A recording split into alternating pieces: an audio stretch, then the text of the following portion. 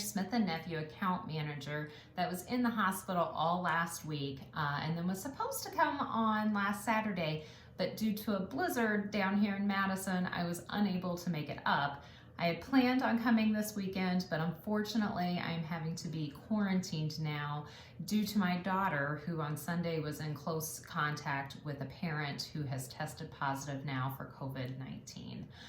We have taken our tests but have not gotten the results, so better safe than sorry right now. And so what I'm gonna do is do a recorded version of the education that I gave the rest of your CCU, your GVS, your home health, your ER. I did morning and night shifts, and I was coming to you guys for the weekend, so I do apologize, but hopefully this will help out, let you guys know what products are coming in and getting switched out. So a couple months ago, I started working with your wound care team and Vanessa, your clinical educator, going through some of Smith & Nephew's product line to see if this, we could do a trial to see if these are dressings that the hospital wanted. The trial went great, and they did decide to bring these dressings in. And so every single floor has a bright pink binder that looks like this, along with, there should be a laminated copy of this cross conversion sheet in your supply closet, but then also inside the binder as well. As you can see on the right, these are your old products. You're going to be replacing your Optifoam, your Mepilex, your Aquacel, and converting over to the left column, which is the Smith & Nephew line. I'm gonna go through these products now with you so that you can kind of understand a little bit more about why the switch was being made and what tools now you have and what size dressings that you have in your toolbox. So inside the binder, if you have it close by, you may want to grab it just so you can see visually, but I will try my best to show you as well. You are going to get these Aleve and Lifoam dressings in size 4x4, 5x5, and a 6x6. What these dressings are is they are indicated for both pressure injury prevention and for exudate management, so for treatment. It is a 5-layer foam dressing. I actually cut this dressing because I wanted you to see these 5 layers as I explain what these layers do. But we say don't cut the flower. So if you can, follow along here. When Smith & Nephew designed Aleve and Life in 2012, we did a survey of about 800 clinicians and patients. And we asked them, what do you like about your foam dressing, your standard foam, and what do you wish it did differently? So the main 3 things that came back, and I bet you can guess it, is they just wanted a dressing that stayed in place. They wanted a dressing that held a lot more exudate, and then the patients came back and said they wanted a dressing that they weren't embarrassed by. They didn't want a dressing that looked, quote, dirty. So what Smith & Nephew did is we rethought the foam dressing.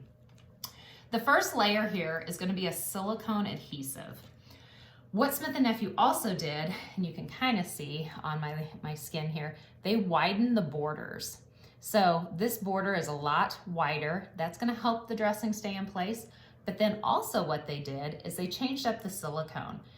If the dressing rolls, which I know a lot of times dressings do as patients shift in the beds, all you have to do is roll that dressing back down into place.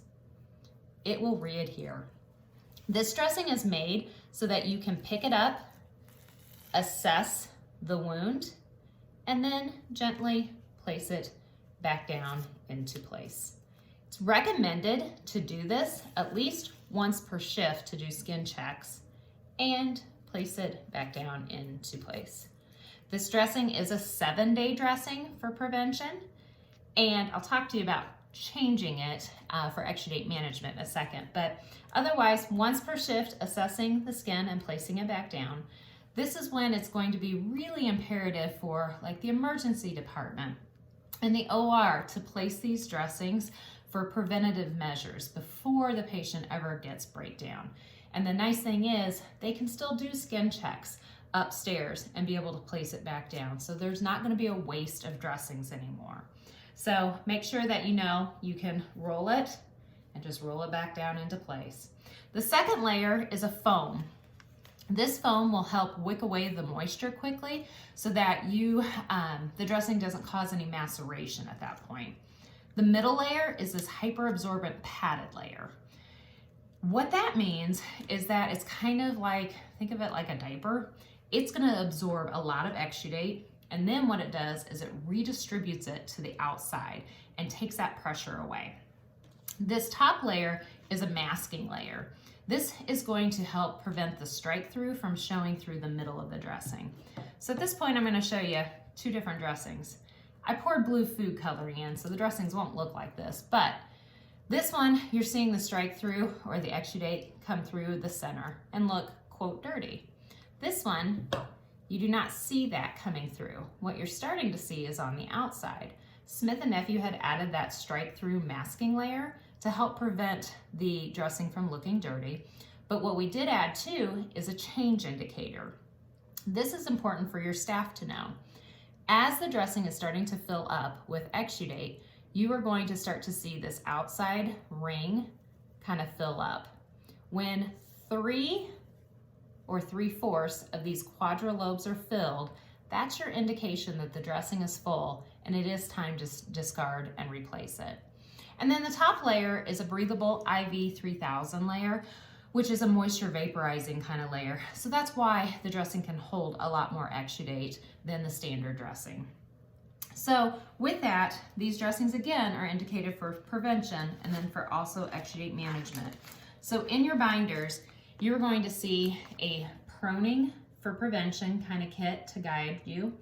And then also just for OR positioning, we recommend that any patient that is going in for surgery lasting longer than 2 hours use these preventative dressings, especially on the sacrum and then also for the heels.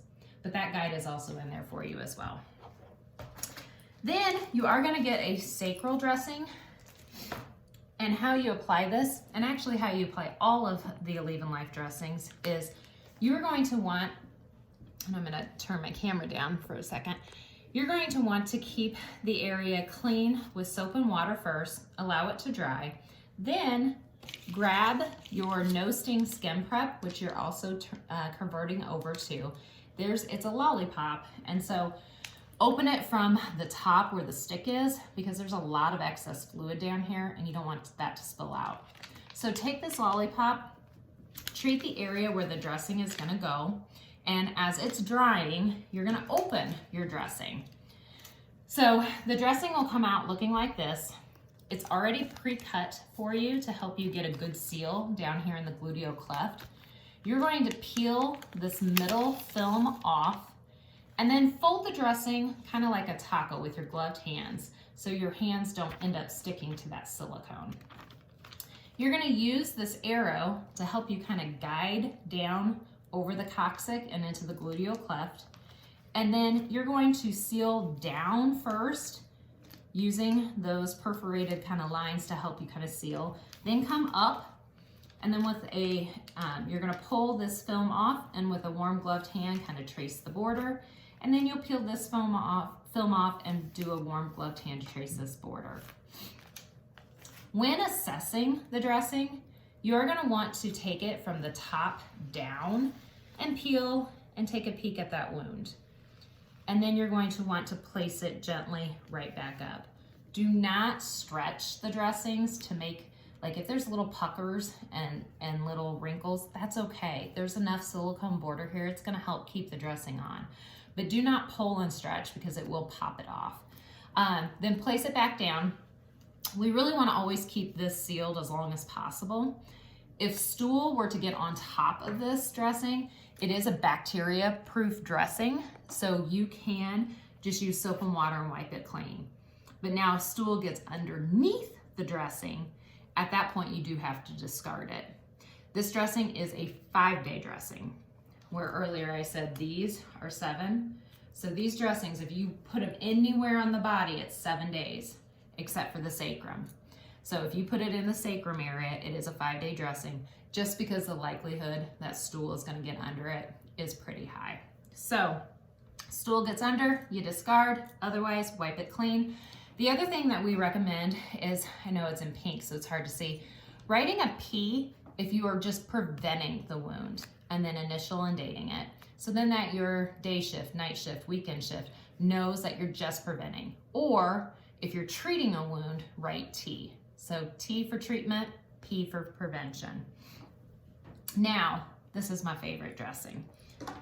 Your next dressing that you get is a heel dressing. So the reason I love this dressing so much, and this is also in your binder, a guide to show you, is that this dressing is not just a heel. It's a jack of all trades. You can turn this dressing upside down and go under the armpit. You can go over the breast. You can put it under a C-collar, a neck collar. You can turn it around and go over the ischium and the coccyx. You can put it on an elbow, thigh, inner thigh, knees, but it is a heel dressing. So how you apply it, you use these angel wings, like I call it, and put it towards you and the patient. There is a middle film again that you will peel off. Then you're gonna take the heel kind of right here at the top. You're going to place the heel and then you'll peel this one off and wrap. You're gonna peel this one off and wrap, and then you cup and then use these as your security flaps. And this will be your heel dressing. Now, when assessing the dressing or the wound, you would unpeel those two, let that kind of come down, peel it back, assess, and then put it back up with the security flaps to kind of lay the dressing back down. So this dressing is a 7-day dressing unless the outside ring here starts to fill up. And when this dressing is 3/4 of the way full with exudate, it is your indication it's time to get rid of it. Okay, the last category of dressings that you and the hospital are going to have access to is our Allevion Gentle dressings. You are gonna get a 2x2, a 3x3, a 4x4, and a 2x5. So it's a rectangle shaped. What these dressings are great for, these dressings are really good for under medical devices. So as you can see here, it can be, these dressings can be cut, where the others I said do not cut. These are a 3-layer dressing, so you can cut this. So you can cut it and put it under a G tube. You can cut it and put it under a CPAP or a BiPAP. You can take that long 2x4 or 2x5 and wrap it around oxygen tubing to protect the ears. You can put it under any of the medical devices just to add that extra padding. So this guide is in there as well. Then the 2x2, a lot of hospitals are using under N95 mask. So they are taking it, turning it under as a diamond and placing it on the bridge of the nose with that nose sting skin prep to prevent any breakdown from the mask. So with that, if you are gonna use the 2x2 on the bridge of the nose, you do need to get retested with your N95 mask on, just to make sure that the seal is still there. And then the last thing just about the nose sting skin prep, it is 96 hours worth of protection. So I do highly recommend utilizing it, of course, with the sacral area. This area is just a little bit sweatier, oilier, greasier.